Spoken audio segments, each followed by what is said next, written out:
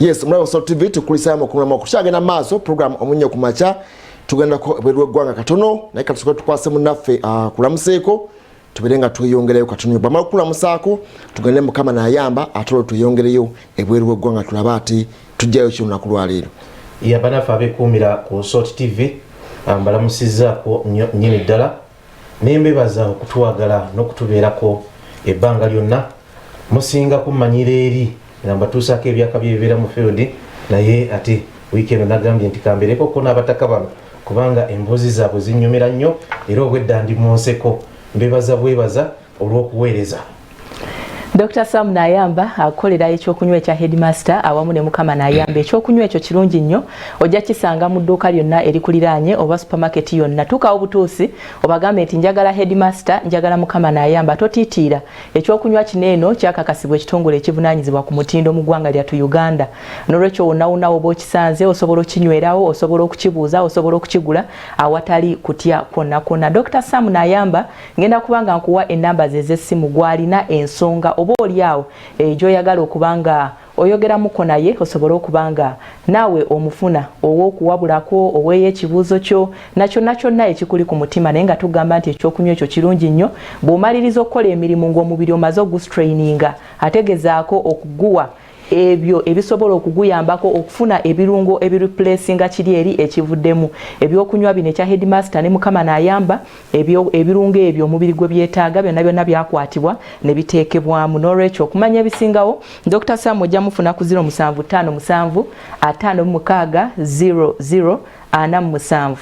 eyo bw'eba eri bize ojja kuyita ku 0780 17 416. Mukama mukozi obulungi obutagambika nti mu Uganda yonna ekyokunywa kino kimaze okutambula kati kitandise n'okufuluma ebweru w'eggwanga n'olwekyo gwe abadde agamba nti mu kitundu kyo tonnaba kukifuna naawe osobola okukola offer n'obeera kitunzi abantu ne bajja nga bakijjaawo kubanga dimandi yaakyo eri waggulu nnyo kaakati oyinza okubanga bw'otuukawo nga Headmaster aweddewo oba mukama Nayamba kati gwe alina bizinesi endala nga naawe weebuuza nkoze ntya nange ekyokunywa kyange nkoze ntya ekyokulya product yo yonna byamasannyalaze biki byonna byokola wano ku Salt Media tugamba nti omwaganya weeguli okugenda maaso n'okubanga tutegeeza abantu ku business yo season gye tulimu eno si yakwebakiramu omusumba Bugingo ya agenda maaso n'okubanga alambulula akatyabaga n'otulo kyeki so n'olwekyo teweebaka tokkiriza tulo kutwala mu business yo season eno jangu olange ne Salt Media emiwendo tuli ku offer eyennaku enkulu tuli mu muudu ey'amazaalibwa ga mukama waffe Yesu Kristo n'olwekyo jangu tujja genda maaso n'okubanga tukwasaganya bulungi nnyo okumanya ebisingawo ogenda kubira Dora ku 0702 117 naye munnabyabufuzi kuba Dora ojja mufuna ku 0702 117 oba si kyo Gillian mukubire ku nnamba eno gye ngenda okuwa eri 0392 17 57 84 0392 17 57 84. Salt Media femu nnyo woba tosobodde kuyita ku namba ezo jangu ku kitebe kyaffe wano erungujja we tusangibwa wansi w'eddwaliro ly'e Rubaga oba emabega wa poliisi ey'erungujja mukama kole obulungi obutagambika. Tugenda kebali ogwanka tuno nnyo amawulire agafulumidde okusingira ddala bw'otuna Guardian olufumira mu ggwanga erya Bungereza gawandise nti olwaleero eggwanga erya Bungereza litandika ogema banansi balyo ekirwadde ekya COVID-19 bagenda tandika n'obukadde nga 24 abakadde frontline workers ababali ddala mu katyabaga ak'ekirwadde ekya COVID-19 ate nga mu ggwanga erya America amasaza agamu gazzeeyo mu muggalo olw'embeera ekirwadde ekya COVID-19 essaza lya California embeera yaganye ne bazzaayo mu muggalo bw'ogenda mu New York ate munaffe Andrew Cuomo ono ye governor walyo aganye nabo embeera ebintu byongera kutabuka butabusi bakafiirwa abantu 28 ekirwadde ekya COVID-19 28 mu 2025 abantu bangi nnyo olunaku olwajjo lwokka baafudde abantu 13,000 solengera nti ekirwadde kino ekya COVID-19 cases empya ze baafunye kyongera okutama mu ggwanga erya America amasaza nga Massachusetts bagenda maaso okuba ne bataamu ekirwadde kyongedde okutama New Jersey yonna ekirwadde ekya COVID mu ggwanga erya America kyongedde okutabukira ddala kati wetwogera ate kati omukulu akulembera okulabika nti atangira ekirwadde kino oba akudde program eyo Dr. Fauci agambye nti bagenda mu Christmas ate ekintu kyogenda genda ddala okutaama kubanga season eno genda kuba mpanvuko ate okusinga wali Thanksgiving gye balina mu mwezi ogwa November abantu batambula nnyo okujja mu ggwanga erya America ebintu tebinaba kubanga bitambula bulungi naye nga mu ggwanga eryaffe erya Uganda covid akyali mungi era nga ate alimu enteekateeka ey'okuba akalulu campaign tugenda byogerako ebyo mudakika ntono nnyo okuva kati tugenda okubanga tuddako okutunulira omulamwa gwaffe fedde oba olinayo ekyo tuwayaawo tulabike nga tuseseetuka tudde mu mulamwa gwaffe tusezeetukirawo. Mawulire gasanyu nago gakwatagana ku kirwadde ekya COVID-19 bagamba nti bano bakugu Marcus Russell yakulembeddemu banna abalala 27 batute ebbanga nga balondoola abalwadde ba COVID-19 abali mu 16 bazuula ebika bya proteins 27 mu bantu bano kakati kitegeeza kintu kino kyasobozesezza okubanga batondawo test esobola okupredictinga nti ono COVID-19 amukutte kisoboka okubanga agenda kuwangaala oba agenda kufa. Test eno esobola okubanga egenda mu maaso n'okulaga booster yenkanawa omulwadde ono gye yeetaaga okubanga ayongerwamu immunity ye okusigala nga y'amaanyi. So kitegeeza nti test eno egenda kubanga eyambako abalwadde aba COVID-19 okubanga bamanya butya bwe basobola okubanga barespondinga ku treatments ez'enjawulo ezigenda okubanga zibaweebwa. Nti eri abasawo mawulire gasanyu nnyo kubanga kigenda kubayambangako okusooka okumanya baani abali mu mbeera ey'obunkenke ennyo etiisa eyetaaga first attention. So test eno egenda kubeera nga ekolebwa ku balwadde aba batwaliddwa mu malwaliro nga tebannaba kutandika kubanga bajjanjabwa mu butongole nti babadde beesanga ng'ate abamu be balwanirira okuwonya ate oba oliawo bagenda ng'ate baneeno be babadde balowooza nti bo ne basigala nga bakyaliwo balamu. So test eyo emaze okubanga bwetyo ekakasibwa biri mu lupapula olwa Guardian afulumye enkya y'olunaku luno olwaleero. Katonyo wamala ku nsonga ya vaccine abagenda okutandika ku vaccinating abantu mu Bungereza. Ndabye ntunuulidde nnyo embeera ya eddagala lino okulabika nti litandise okufulumizibwa naye nga bw'ojjukira bwe twasoma ku Scramble and Partition of Africa n'okufulumya eddagala kuno kubaddemu nnyo kulimu scramble eyo ani asooka nze nsooka Russia yavaayo ko negamba nti ebyange byawedde dda naye ne gye buli eno tetunalaba ki ebyayo kati Bungereza esoose endala zonna ekindeesezza kino kwe kugamba bannayuganda wano okwaffe nti teyibeeyibaala kampuni yonna esoose okufulumya eddagala ligenda okutuuka mu third world countries nga bwolaba essimu nti bafulumya essimu mu mwaka guno ffe mu Uganda netugikwata oluvannyuma lw'emyaka 5 ate ng'oluusi naazeemu n'eddagala eriyinza okuba bwe lityo abantu bayinza okusanyuka ne bakola ki naye nga ekituufu kyo kiri nti liyinza okulwawo okutuuka ewaffe wano kubanga orders ezikolebwa nnyingi abantu bayinza okugamba kati katugende tweyagale tukole ekyeddagala lyafulumye mu bali naye no terinaba kutuukirako ddala balina okusooka second world countries nga South Africa n'ensi endala bwe zityo nga terinatuuka waffe wano. Ate nga n'ekitongole ky'ebyobulamu kirabudde ne kigamba nti abantu baleme kweyibaala kubanga bweta vaccine eno abantu bayinza obbaka mpaka okugenda mu maaso okubanga babagema naye ga nti abantu babaswedinge babasikiriza okugenda mu maaso babagezeseeko eddagala lino kubanga lyali likozeeko ate abantu ne bafuna ebintu birala nnyo kubanga buli omu yakoze kike abana bafixa bageze maaso wadde liri ku 95% naye tebanna bagenda maaso kitongole kya bulamu kugamba nti mugende maaso okulikozesa kubanga yo kati buli nsi ekola kyayo bano babadde ba Germany na bannaffe ba America be bakoze ekyabwe eno fixa ne BioNTech baganda katusindike okutangira embeera eno egenda maaso naye tugamba nti ne waffe tugenda gese byaffe nga 15 guno omwezi erya Uganda president bwe yagamba wali okugezesa kiyinza okugaana oba kiyitamu kiri mu bibyo naye naye ekibuuzo COVID-19 tetuganya se categories zonna ez'abantu naye bw'otunuulira enzita ye n'abantu basinze okutta asenya abantu ababeera mu homes mu mawanga gali ag'ebweru ffe bino tetubirina nnyo naye kyefaananyirizaako ekyabwebweru eno asenya abantu abali mu 60 plus yagira abantu bakuzeemu mu myaka abo gundi eyo na generation yagimalewo kwegamba webuuze ebibuuzo bingi tukole ki bakyasobola okunywa enniimu ne balya bino ntangawuzi na bikibbo ne ba boostinga immunity yaabwe ebibuuzo bingi ebyebuuzibwa naddala ku myaka egyo. Bw'otunuulira wano mu Uganda abantu abaweza emyaka 6 oba n'okusukkawo abasinga obungi batono nnyo abatalina bizibu. Oli bw'aba talina pressure oba ng'evudde ku bizinensi oba ng'evudde ku baana oba ng'evudde mu mbeera yonna yonna oba nga bulwadde bwamulumba bulumbi osanga ayina bistress bye osanga ayina allergies ez'enjawulo. So kakati abakugu bagamba nti ekirwadde kineno kirina engeri gye kitugamu system ey'okussa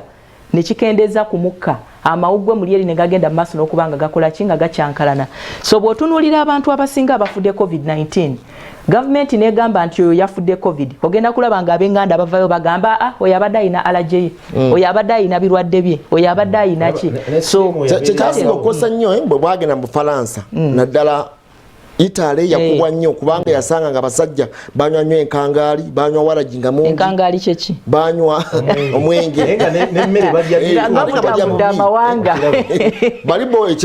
okunywa waabwe tekiriko buzibu bwonna buli omu anywa. Kati abasanga baali bakuze emyaka ate nga n'obulwadde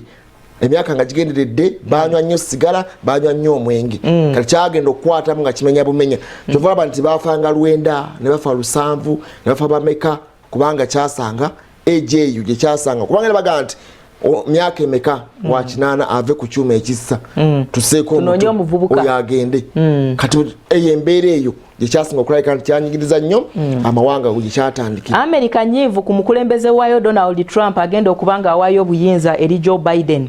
Bagamba nti Trump ono bamutuukirira nga baagala America bajongeremuko mu dose eza vaccine ezigenda okubanga zisupplyingibwa mu ggwanga lye mbunaakiragajjalira okukakana nga vaccines zino ate zigenze mu mawanga amalala Bungereza n'awalala. So kakati bagamba nti kuno okufa oba infections ezeyongedde mu ggwanga eri America Donald Trump akirinamu omukono yalagajjalira okwongera ku doozi. So n'olwekyo bandibadde bafuna nnyingi okusingako kati naye olw'obulagajjavu bwe akanyoomonyomo n'okutwala ebintu mu ngeri y'olubalaato kyaviirako oba kikyaviiriddeko America. Essira baalissa nnyo mu kalulu ebintu ebirala byonna ne babanga abasoose okubyerabira.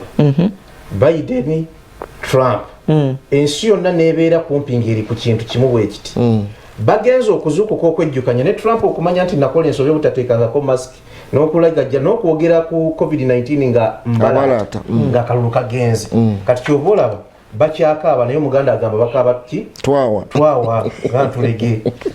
bakyasobola kati kivaamu kintu kibatabukidde. Anyhow njagala wennyini awo tuba tudire waffe ne mu ggwanga erya Uganda tugende ku mulamwa gwaffe tuli mu kalulu naffe olw'embeera egenda maaso nga bwe twakutegeeza oba akakiiko ak'ebyokulonda bwekaawa program yonna nti nga 14 January omwezi ogujja ennaku ziri kati 36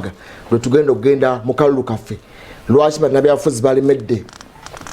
bajeemedde ebiragiro bya COVID-19 gyo twalengedde poliisi yavuddeyo negamba nti minisita wa microfinance Hajaruna Kasolo bamusamoninze agende ku kitebe ekyabambega abeeko byanyonnyola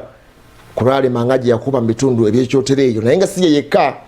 bangi bagenze nga maaso kubanga bakuba rali ez'enjalo. Nagenze Jomo Owino okunoonyereza ku mbeera egyo twali twogerako. Mulabyafuzi agamba ab'akatale babulako jasi kuba buzindaalo okuba rali. Agamba nti ekiri mu Owino rali namba naye bulako buzindaalo kwogererako. Bali wabana bayita abaguzi bonna embeera erimu abatunda abakola biki namba ze ziriyo nti babulako just mizindaalo okufuuka rali oba procession mu ngeri y'omu oba endala buli omu yeekwasa kike. Naye ekintu ky'Owino ekyo Mutebi watuukako mu Owino emidaala gy'abasuubuzi bano tegiri separated. We natuukira mu Owino twali mu lockdown nga Owino tennaba kuggulwawo kati nga abakola be batonotono abo bakkirizibwa abalala ng'emigugu gikoze eki bagenda nga badda mpola ennyonta n'obwavu abantu bwe baalina nga bavudde mu lockdown nga bamaze okubata yali tesobozesa bantu kukkiriza kuddamu ate kwewa mabanga buli omu we yalina akaddaala ke yajja kukola ng'embeera emuyinza obuzito okiraba abantu balabira nnyo lockdown bwe bagenda nga bagikendeeza ebyabeerawo byakyusa mindset y'abantu ku COVID-19 abantu abasinga ne bagamba kisoboka tulabe ebifaananyi ebyo nnyini twogereremu mpolampola ebifaananyi ebyo ebya market ebyo twala tulabe awo ako kata eyo raali tugenda kulaba raali eyawukana ddala n'akatale bwe baba nga batambuza kuba boga nti bano beekwasa nti bano bwe baba bakola raali efaanana n'abakola mu katale tugenda kulaba beekwasa okujemera ebiragiro oba kya kirina okuba nga kikolebwa okutereeza embeera wamala bannabyabufuzi erudda tobanenya nze sijja banenya ku mbeera gye balimu mu kiseera kino nti campaign ziri scientific naye bw'otunuulira embeera eri mu bifo ebirala oli agamba nti lwaki mbeera n'abantu abalagirwa nga sigenda kukkirizibwa kuba raali bweti oba bweti oba kutuuka mu kifo bwekiti ne bwekiti ekisooka akaseera aka campaigns katono akabaweebwa ekyo tukikkirize naddala nga tugenze ku level ya presidential wadde ne MPs waliwo constituencies ennene nnyo naye olabya nti emyezi ebiri okutambula Uganda yonna kyekintu ekitali kyangu kati olina kukuŋŋaanya bukuŋŋaanya abantu kuva eno kuva eri n'obagatta wamu n'obawa message awo n'ovaawo naye kyekireeta kino obujeemu buno bwajja olw'okubanga bwe baali bajjawo omuggalo guno Uganda teyeetegeka ne bagamba bodaboda zitandika okutikka abantu bwe bazigamba lwennyini okutikka abantu yatikka babiri tayina masiki ojjukira twabafunanga nga abamu balina amazzi abamu tebalina ne taxi zennyini wano twalengera abalina ebisabbuuni byabwe baatitenga ebintu byabwe mu bicupa bya soda okubakkiriza okuddamu okukola ate ekikuubo kino kyatukola bubi nnyo ekikuubo ng'ekikuubo mu Kampala kyakola bubi nnyo embeera nti olwali okubata buli kimu ne Kampala ne baba nti bana babata jukira nti babafululanga bufubutuzi lunaku newe baba gamba kedi ziguddwa na kina kyawo akatogo ne katandika kati ne bwoba gwe ng'olabye ekyo for sure twewali ensonga ekugaana gamba nti mu butuufu nze njagala abantu kanemerero kambaziyiza okujja ate n'ekirala abantu abamu tebabayita buyisi nalabye lwali ya President Museveni olunaku olw'eggulo embalala itarali na yekali gundi ensisinkana eyo regulated meeting regulated meeting je yabadde a bit regulated mu kisaawe naye ekyabadde wano ewali ente ng'oyingira embalala kati eryo libeera ssanyu eyo procession bagigamba eryo libeera ssanyu lyotasobola kugamba nti oli ajeemedde abantu kuba kati ebyo president si yabikola ne president gyagenda alina abeesimbyewo ku lw'ekibiina kye naye singa badde balabandwa kutia gas awo wadde procession olunaku lw'eggulo nalabye ababaka ba palamenti nga bagamba nti ye president Museveni awo yagenze si yeyayisa abantu abo bazzenga bo kati kitegeeza munnabyabufuzi bw'aba kitegeera nti bo gye bagenda okusisinkana abalonzi okwogeramuko nabo bandyagadde okusisinkana abantu 200 naye beekanga bali mu kakadde plus bandibadde mu ngeri emu bakitegeera nti obutale buno abasuubuzi buli omu aba n'omudaala gwe naye ekireeta difference mu kikuubo omwo ekireeta difference mu katale k'owino oba nakasero ye muguzi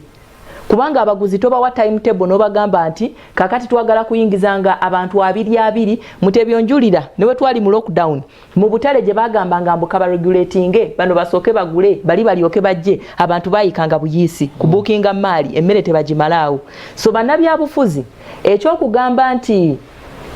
obutale simanyi mu kikuubo wa kyenkana nayo eringanga laare kati naffe katugende mu maaso n'okukikola bakimanye nti abasuubuzi bali as clean as they are nga bwe bagamba nti ffe omuntu tetumuyise tubadde tuzze mu kitundu ye mwennyini n'akola kino yeereeta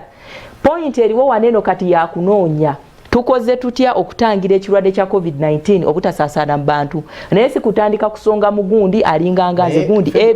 ebikyamu bibiri tebikola kituufu kimu mu kiseera kino bw'oba olowooza ku kendeeza abantu abagenda kulwaliziza abantu bano tekijja kusoboka tekisoboka era nga botasobola kendeeza bagenda kugula mu katale bagenda mu katale n'abasuubuzi bennyini obba babeere wamu kubanga kati nkyegereza era ku olwale ya president nti bano abantu president si yabayita bannabyabufuzi ab'ekibiina kino be bakunga teeberezamu wamala ng'oli presidential candidate ng'olina ababaka bo katugambe mu kitundu gy'ogenda okukiikirira olinayo abantu bo n'otuukayo nga tewali muntu obanga abantu bali 200 wadde COVID-19 n'amateeka weegali osanyuka oba ofunye omuwendo ogwalagirwa oba okikubye eri opponent waaba ajugumira tojja kuba musanyufu naawe president naye tayagala bagamba ye ntegesa abantu beeno aba social media n'aba bloggers naki obwo bajjamu nti yagenze embalala mu kitundu kye laba kati akabonero ako ye president kiyalabye yavuddeyo awaga mutebinzikiriza muddakiika emu waliyo omukungu okuva mu kibiina ekya NRM eyagamba nti waliyo abamu abeesimbyewo ku mutendero ogumu naye bwe batuuka tewaba bantu mbwe abantu abo balina engeri gye babakubisaamu eno ku social media oba ku kamera n'olaba namungi waaki naye ngeri teri kakati ekyebuuzibwa neeno nayo akutebendera y'ekibiina kyabwe bwe babeera batuuseeyo era tebaayo abantu abo bakubisaamu bakubise nze nina ebintu byentunuulira mu bulamu obwa bulijjo abasajja bwe bagenda mu bitundu gye bazaala bakyala baabwe be bawasa ku buko bw'ogenda ku buko oyagala nnyo okulagirayo amaanyi okiraba bw'oba ogenze anti yabagamba erwanira obuko ennyanyi ng'oliraga otya yawula kuba waliyo abakubira bakyala baabwe ku buko ebiseera ebisinga natural endowooza kiri nakyo mufa abasajja bw'oba ogenda ewammwe gwe gye bakuzaala osobola okugenda ne kilo z'ennyama 5 naye bw'oba ogenda ewa nazaalawo ne sezaalawo ozikubisaamu emirundi 2 waliwo ebifo by'olaba nti liringa ddwaniro kati ekifo ky'embalala ekyo bw'okitunuulira President Museveni incumbent nga ye region mwava amazima gali nti abe kugendayo nga tewali kantu nga munne bwe bayinga bwe bavuganya mu kiseera kino Robert Kyagulanyi yagendayo n'agezaako okkunga yalina manifesto launch just kyabadde kigenda kuwa ekifaananyi ekibi era Kyagulanyi embalala talinayo kalandira mu Western talinayo kalandira kyawukana n'ekyolya byonna byebimu ono luutye yeri ddala otugambye oli bw'agenda ku buko akubisaamu ennyama kakati kyenkana n'obuzaale nange gye nzaalwa njagala ntwala ebyanyi ekyo nkireese lwakuba buli ttiimu erina kyeyita stronghold yakyo kati president Mwankole gy'oyinza okugamba nti ebirala byonna bitandikira eyo ne bisaasaanira eggwanga kubanga tukikiriza buli babeesimbyewo bonna buli omu alina ng'ogyeko bakatumba ndowooza buli omu alina region gy'agamba nti eno yange ne katumba ebuyikwe nno si wakusaaga ye ate wanibadde nawe wanansi eyo wakalembe okiraba kyova olaba okwawukanako ne bwe yali embaale nabagamba mugende tagala busiya wano omuntu yamuyiseemu ne yeetolola omanyi embalala bagizimba erina enkulungo eziwerako n'azeetolola n'ayita mu mbalala city ng'agenda ekigalo kiri kiti ne bwe yabadde awa speech tewali kyeyayogeddeko ku ki kubanga okwo kwabadde kulaga maanyi agenze mu kitundu amaanyi gye gali nga tusobola kugamba nti kati covid-19 nedda kati awo president bamugambe nti abantu olese bangi babakubemu tiyagaasa singa babadde ba Patrick Oboy Amuriat nga babadde bakola procession eyo Amuriat yabadde tororo bwe mutu makati Muzeyi Museveni yakavewa webusiya naye ne tororo bamutawanyiza tebamuganyiza kugenda mu center gye yabadde agala genda naye nga olabira ddala abaabulirayo kati abakuuma ddembe abamu ndowooza bakasuka taamwegenda olaba abantu bababulirayo bwe bati naye era ne tiyagaasi tebakola ki mugendere ddala temutenkana engalo tezenkana n'abantu bwe tuti bwe tuli Patrick Oboy bwe yali eyiganga we tubeera twogera ku muntu semateeka tebalina gwe bakolera Wamala tebalina gwe bakolera Mwami Museveni tebalina gwe bakolera Fede ne gwe bakolera Wekalamoja amateeka ekyo kisoboka okuba bwekito naye nkugambye Oboy Amuriat bwe yali eyiganga weyayita yennyini panel we yayisa procession ye covid yali agenda kukwata abantu ba Oboy Amuriat nga tasobola kukwata ba tewabala bwe bayisingana ne Kyagulanyi nga bonna baniigira bati naye balwanako bakilashingako kumaddembe babalaba bulabikolebwa bino bibeera bya kuyiga bannaffe abali mu byobufuzi bye balina okuyiga naddala mu kalulu kano ebyo otandika butandisi kunotinga mu notebook yo nti kiri bwekiti ne bwekiti kakati bw'oba opulaninga gavumenti yo gy'osuubira nti erijja mu buyinza ogipulaninge nga naawe olaba nti njagala neetaaga okuyingira mu buyinza bwe kiba kisobose neetaaga okufuna ababaka ba palamenti abamala okulabika nti decision zizonna tezikolebwa ludda lumu kati kibalina okuyigirako nti bannaffe betugamba nti yayinza okukola procession nayitawo buyisi bwati oli najja ng'alina abantu 15 ne bamukuba kati genda ng'akalulu kawedde 221 otuule wansi ogambe byasoberawa mutandike namwe okuyingiza ki abaana abayamba okutuuka ku kkula lino kyenvudde ngamba Fedi nti gira bwoti engalo zoolabe bali bakikolerera ekyo engalo ezo kanzinyonyole mu katono mukulu Mutebi omuntu bw'aba anaawangula ensi eno environment gy'obaamu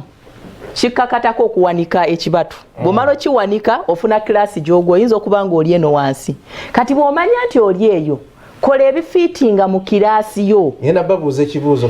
toleetera abantu baba bayinza okussaako eryanya zito notadda ngulu togenda ku kantini y'aba VIP ng'okimanyi nti oli John Patrick Amambabazi 2013 yakola yaleeta ekyapoma Public Order Management Act naye ne limukwata 2015 abeera agenda ejjinja ne bamukwatira ku bridge wennyini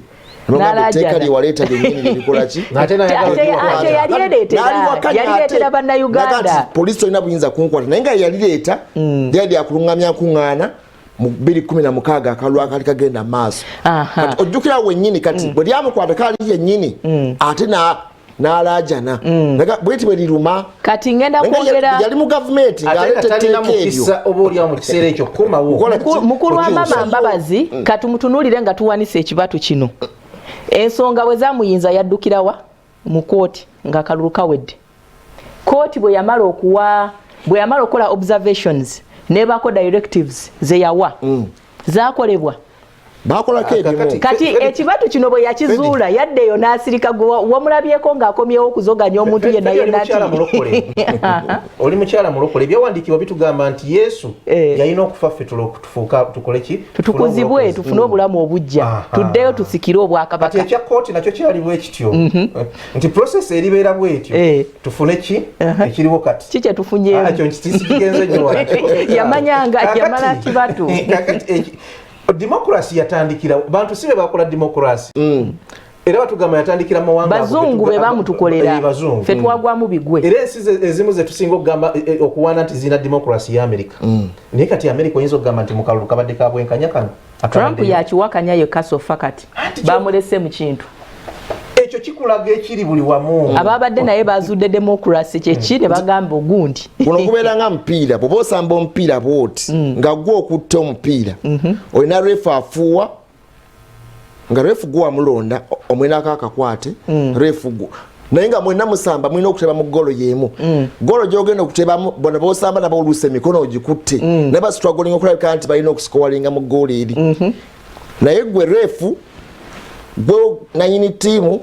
gwe nanyini refu naye nga mulina okusamba kati akuta akunywezezza naye bano bagezaako oguguna bamusikamuleko omupiira ogwo kati kankuwa obulemu mu mupiira gwe tulina kati mbyobufuzi tulina refuri oba oliawo nga naye asamba tasamba nga lwaki tasamba ate ogwo guba mupiira ki wali osanzeeko refuri atamanyi mupiira ayinza obba nga akumanya naye nga talina kusamba kati wano ate agezaako kale samuwe yakolanga ayinza okulengera ekkuuli kuli nga ddene nnyo ly'omukubi ebyo endobo ekanzu nkoze ntya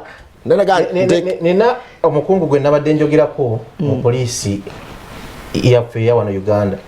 ne mubuuza temusobola kubeerawo ne mutakuba abantu bano tiya gaasi ye yaŋŋambye ekintu kimu nti okuba tiya gaasi n'ebyo bye tukola nga abantu bali mu lwalizi zaabwe tubikola okwetangira ekiyinza okubeerawo nga bamaze okulonda nti wayinza okuvaayo Katumba n'agamba nti poliisi n'akakiiko k'ebyokulonda tebakola kimala kutangira muntu ono sijja gamba Katumba ndooza kaŋŋambe abantu abawaaba nga Mabirizi ayinza okuvaayo n'alandukira okwo abawaaba abakirabyemu eggumba oluganda tulukozese lulungi anti omulamuzi awa ensala okusinziira ku bujulizi naye tekuba kuwaabawaaba Mabirizi buli kintu ajekenneenya akola research mu research Mabirizi lumu ajja kusanga embwa gye batomedde mu luguudo agenda wabire gavumenti nti amakubo mabi motoka zidduka nnyo zitomere embwa oli wala ayinza okuwawabira embuzi eyasasulwa versus abantu abafiiridde mu bwegugungo buno bwe tulimu. Kakati olaba yagenda ne East African Court of Justice byagaane ne Kampala yonna ejiri mu kinagitwala naye ng'akkiriza nti biganye ndowooza Friday ayina omusango yabaddeyo ku musango gw'abaana baafiira mu bwegugungo na biki naye simanyi gye biggweera kuba tetufunangayo okuviira ddala weyajja ku limelight ku bintu bya kabaka n'ettaka na biki tetufunangayo kugamba nti oba wanabadde successful mu bintu byawaaba naye kiki embadde ngezaako okutegeeza mu mbeera eno nti bagamba nti wayinza okubeerayo omugezigezi n'atwala poliisi oba ne EC mu kooti nga tabatutte lwakuba nti waaliwo obuzibu obwakolebwa mu campaigns naye nga batutte mu kooti nti obulwadde bwa COVID bweyongedde kubanga mwalemerera okutangira embeera eno kati nabo okuvaayo okugamba nti twagezaako evidence erina kubeera ebyo byebakola nti twagezaako wano olaba kyetwakola wano olaba kyetwakola wano olaba kyetwakola nti yemu ku nsonga ebakozesa ekyo mu kiseera kino mbu okusinziira ku bakakiiko naye okusinziira ku mutwe wamala gwe muleese olwaleero nze ndowooza nti teri munnabyabufuzi ajeemedde biragiro bya covid mbeera yebatuusizza mu kino nga tosobola gyetangira okiraba kobaani ng'oyagala akalulu bantu ate tulinamu gundi endowooza bakiraba ne mu Trump mu campaigns ze Biden yatakuŋŋaanya nnyo bantu nti teyayitamu no yayitamu teyakuŋŋaanya bantu naye yayitamu prevailing circumstances mu America tukiriziganye nti okukuŋŋaanya abantu abangi si kwe kuwangula akalulu America toyinza gigeraageranya na Uganda kakati golooza ezo namba zonna ez'abantu batambula nabo oba bambadde t-shirt eza yero oba bambadde eza bbulu oba bakutemya envuuli bonna balonzi tekitegeeza nti bagenda kulonda yero bonna balonzi abo twatandise okugamba nti buli omu amanyi kandideeti we mu mutima so kitegeeza mutebi mutuufu mwagamba nti oli yakuŋŋaanya batono n'ayitamu omulonzi abeera amanyi gwagenda okulonda abo abamu balabika balina t-shirt ya red munda omwo kati abayinza obbaawo mu bakozi ba nsimbi baagala bavaawo kati nalabye waliyo aba red mu babadde mu bitundu bya Arua abalumbye ofiisi za NUP ne boonoona ebintu biyitirivu nnyo kati kakati abo ba NUP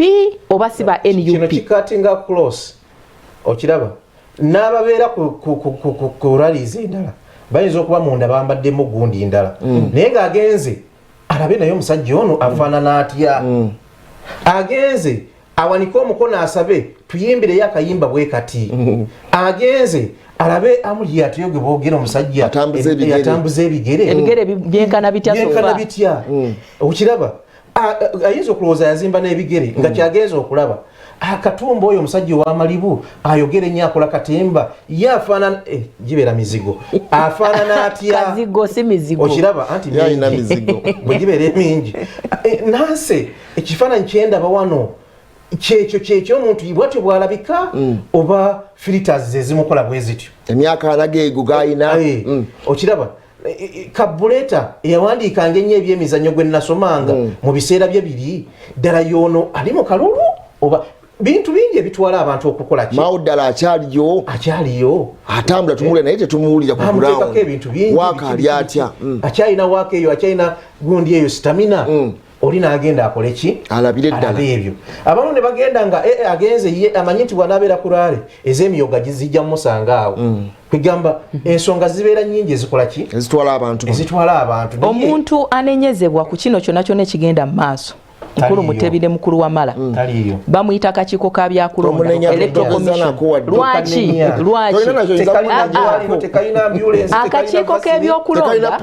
akakiiko k'ebyokulonda tekalina poliisi kituufu tukiziganyiza kati kyenkana almost munyonyola kyengenda okwogera akakiiko k'ebyokulonda bwe kamala okusunsulamu bakandidates bano ku buli mutendera nga kagamba tumaliriza ogwaffe naye tugenda kubakwasa baneeno abalina okwasisa ki ebiddako engeri gye tuli nti tuli mu biro ebyaki ebya COVID-19 tubadde twogera ku bagezigezi oba oliawo abantu abamu abakozesa situations eziriwo ne baddukira mu mbuga z'amateeka okwekubira omulanga akakiiko k'ebyokulonda kali ku mwanjo waliwo omuntu agenda oba ayinza okuvaayo n'awawabira akakiiko kano okwebalamu obuvunaanyizibwa bwako. Bw'oba weekennenyeza ebbaluwa, bwe weekenneenya ebbaluwa mwami Byabakama gye yawandiikira abakuumaddembe ng'abategeeza mwami Kyagulanyi nga bamaze okuyita kuzoganyamuko, ng'amaze omuzoganya mu kampeyini ze, yali ye agenda mu maaso nakunnyonnyola ddembe, kunnyonnyola biki byasuubira bakandidates b'okukola ki okukola. So kakati akakiiko k'ebyokulonda kalina se nene nnyo ku bino byonna byonna ebikola ki ebigenda mu maaso. Naye ate ekyakabenje ekiriwo, akakiiko k'ebyokulonda kagezaako okukwata abantu baako ne kabayingiza munda mu ofiisi bakole enteeseganya ezitabeeramu bannamawulire. Kati kitegeeza kati munnabyabufuzi ye bw'avaayo oba omuntu amuliraanye bw'ajja eno atunnyonnyola kirala. Reaction wali we babadde wennyini waba walimba n'oli abaawulira oluusi nga kye batunnyonnyodde kiri opposite of what they have spoken. Kakati otunuulira kyenjagala okutunuulira ye reaction eva mu public ng'omuntu ono amaze okukola ki okwogera. Reaction eva mu public bannayuganda yeereeterawo abakuumaddembe kureactinga akavuvuŋŋana ako ke kaleeta ensonga zino zennyini bw'obaawo ensinkano ey'abeesimbyewo n'akakiiko ak'ebyokulonda, si buli kimu nti bajja kujja bakigamba ab'amawulire, kubanga waliwo ensonga. Si buli kimu nti mwami Byabakama bw'anaaba alina kyakoledde candidate yemulugunya alangire mawulire. Pointi yange nsaba muginotinge bulungi gyenzijayo gyengezaako okugyayo yeeno nti mwami Byabakama ye ng'omuntu ayina self discipline oba ayina amateeka kwatambulira tajja kujja byasanguzi.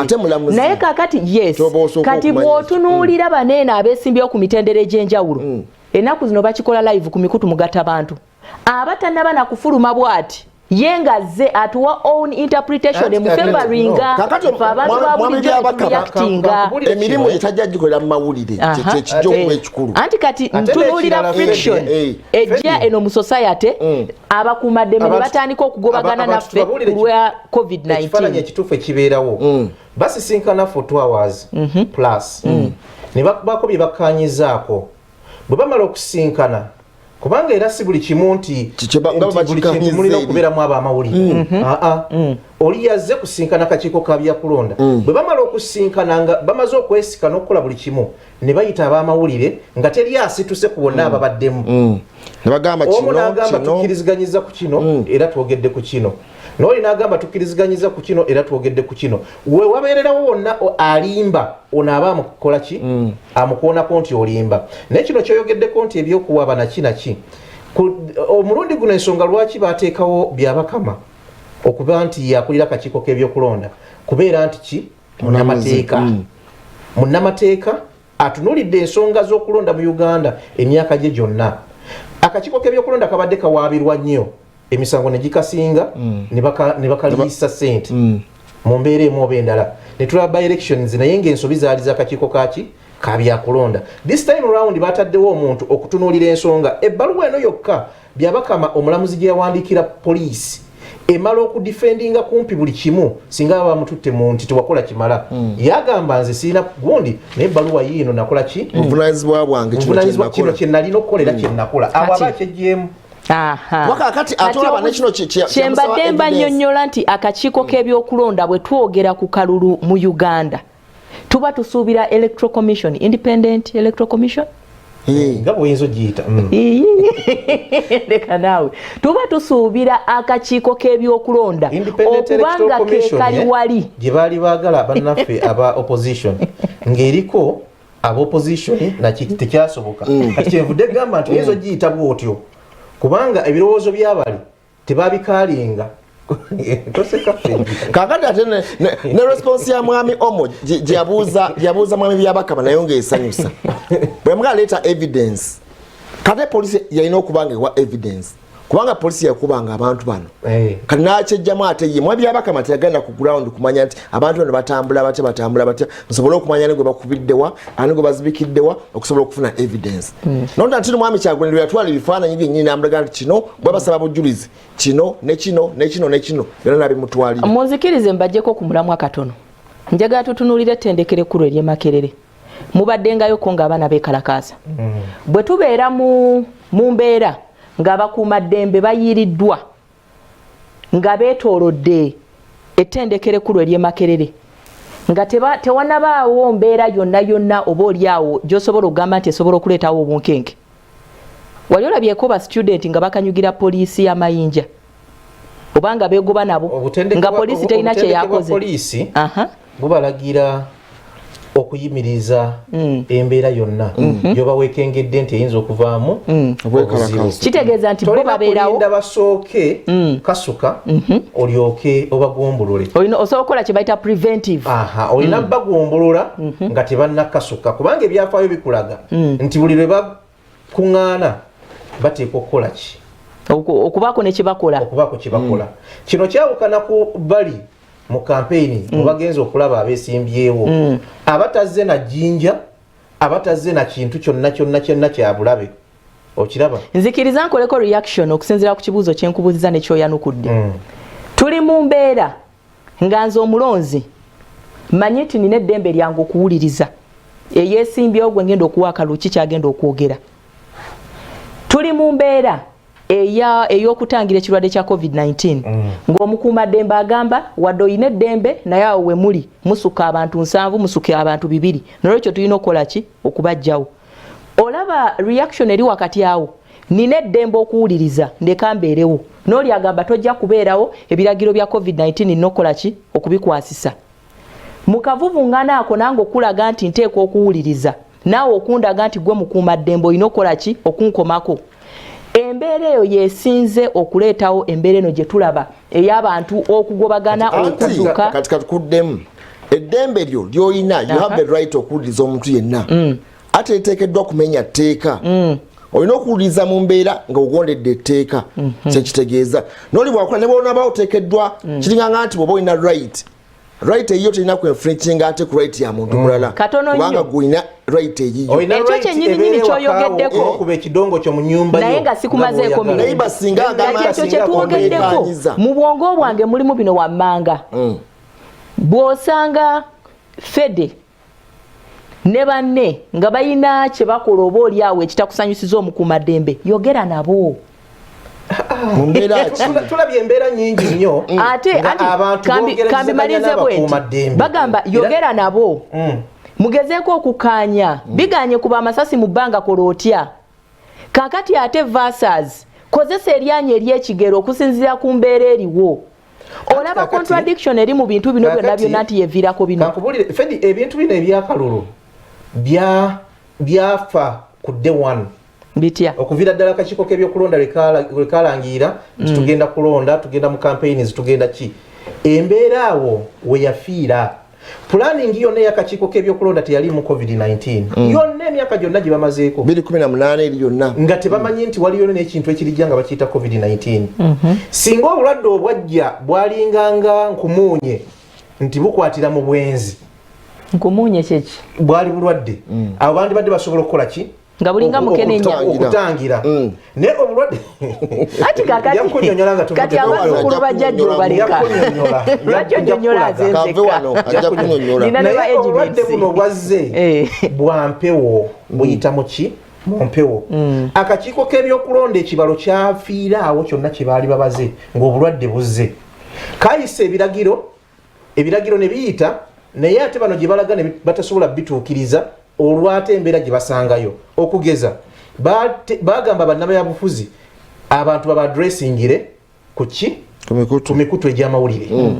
Oli bw'aba agenze ku mukutu gw'amawulire ne bamugaana kati abo abantu baawo agenda badressingirawa ekyo kooti yakigaana yabagaana okugaana abantu okugenda ku mikutu bakigaana naye era tekiriiwo era kati tebalina fairness eyo teriiwo waliwo agenda okuzuukusa okwemulugunya kwa mama kwe yakola gye buvuddeko ku kalulu kano ne president abeera mu Ankole n'atatalaaga radio zizonna na TV zimalayo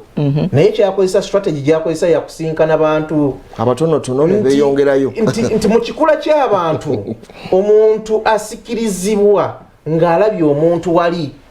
than okumuwulira obuwulizi oba ki kyova olaba bwe tugendako mu bintu bino kati ng'ebya church abantu bayayaana okujja e Kanani sikulwa kuba nti tebalina TV na radio n'emikutu emirala gyonna okuwulira omusumba Bujingo naye presence yaabwe wali nga bamulabako bwe bati ebakyusa nnyo n'empewo ye Kanani okiraba embeera yonna ne environment naki nti obutonde bwaffe omuntu ng'omulabye physically okyuka nze Fedi bwe mbakubira essimu nga sikumanyi nga tuze mu mbeera endala nga sikumanyi naye mpulira buulizi ddoboozi nyinza obutasendebwa nnyo kubeera na gundi eri ne bwe yakulabako ne ngamba physically ndi mulungi ogenda muntu wange afaana jjajjaawe ntandika okukola ennumba mukulu wamala abalabi bajja kukyawa okiraba naye lwali mba sifaayo nnyo kukola nnumba kubanga tukyayogera simumanyi simulaba naye kasita nkulaba nembeera attracted buli kimu kikola kikyuka kekaluuka kati kampeyini zetuliko omuntu aba ayagala kulaba ku muntu omuntu agenda wali ewali pulezidenti wakiri amuwuubireko pulezidenti waffe abadde mu lockdown abadde mu covid-19 ali atya Bobi Wine omuyimbi bwabeera ku stage ng'ayimba bwabeera kuno kangende mulabeko Amuriat kituufu akyalinga posters lize batimba kati bye bitwala abantu awo kakati awo akakiiko k'ebyokulonda awo ekibalo we kyafiira nti abantu musobola okubagamba nti temugendayo naye mulina busobozi bubatangira Mutebyo badde otugirayo point naye example gy'okozesezza ndowooza egenda kuleetera okwekuba endobo omuntu bwa yange omuntu bw'agamba nti nagendako Kanani oyogedde ku environment empewo yaawo bani bengenda okulaba bani bengenda okuleetinga nabo nze mbadde njogera muntu bwe twogera ku Kanani oleese empewo eyo omwoyo omutukuvu agira mu kanzu n'omugamba wuuyo bagamba musumba Bugembe yagamba bawulira empewo bawulira ki so kakati environment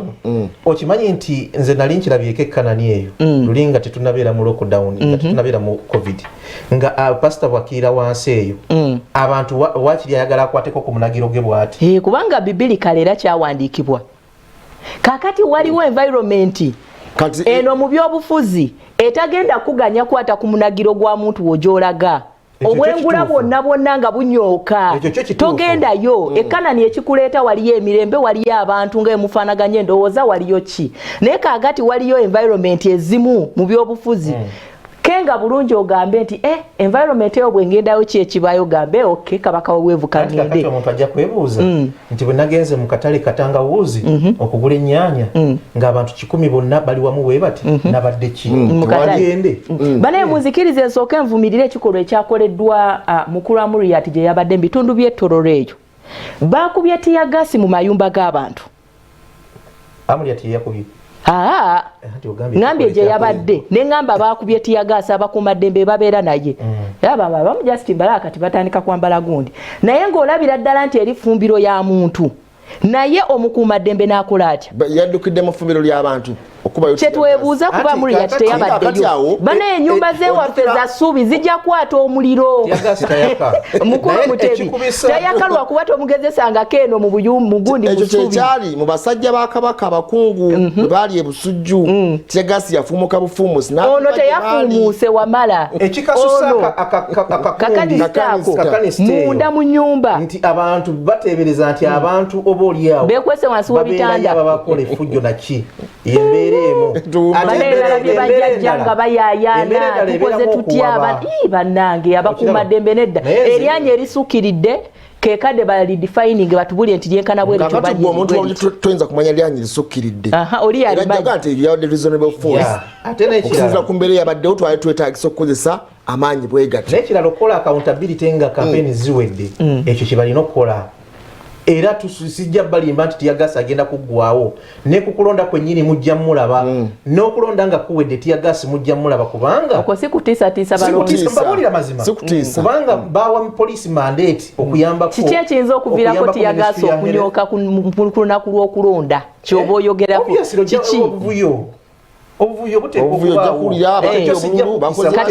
kati bagambe nti mwewala obuvuyo tiyagasa aleme kunyoka ku lunaku olusembayo naye otuga tiyagasa ajja nyoka nze jasigala eka neme kulonda ngende kuwawaabire nti wagamba tiyagasi embeera eriwo bino byetulaba kati bikulaga ki ekigenda mu maaso ate ffe abamawulire tuvayo ne twogera tuba tuyamba nabali okukola ki okwetegeka okumanya nti ddala ekintu ki kuba ffe tubeera ku ground bw'obanga wakuba tiyagasi kulonda ku LC olowooza kulonda kuno okwa parliament ne presidential kuyinza obutabeeramu fujjo nga wakuba kulonda ku LC abantu abeemanyi abaakaala abasimba busimbilayini abeetegeera anyhow fedde dakika busatu tikitiki busatu tumalirize tugende kimu kyokka kyenjagala okukubiriza omuntu Ssekinomu Gwandaba kati ku Salt TV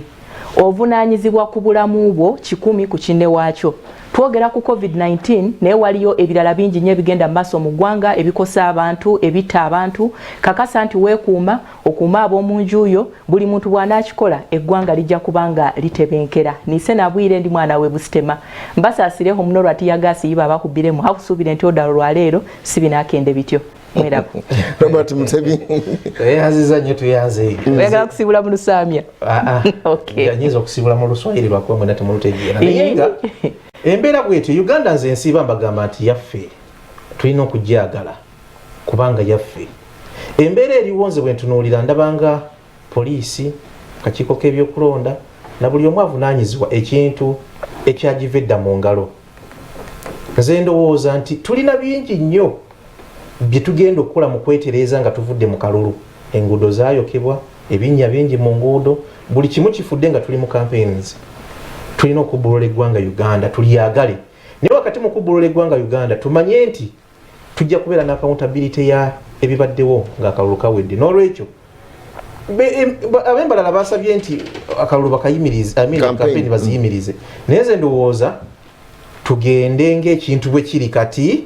kubanga buli ludda lukikola bwe tuliba tumaze okulonda tulidda mu bitabo ne tulaba ensobi zaaliwa ne tugonjoola luno lubanga lutala abamu bafa abalala basigalawo naye ensi ejja kgenda mu maaso bagaliza olunaku olulungi wewa sinza kubanga nsukka olunaku lwaleero tujja kubagaliza akaseera akalungi tugamba nti tujja kgenda with hard immunity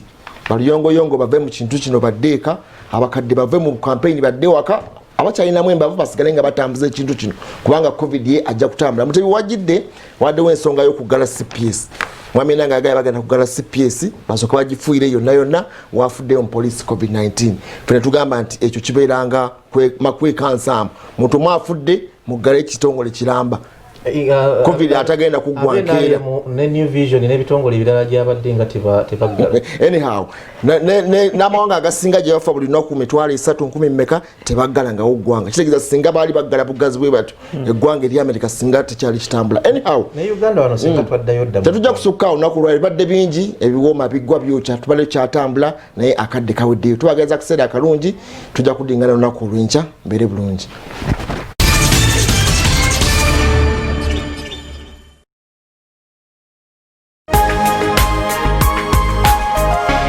Soul Television, Femunyo.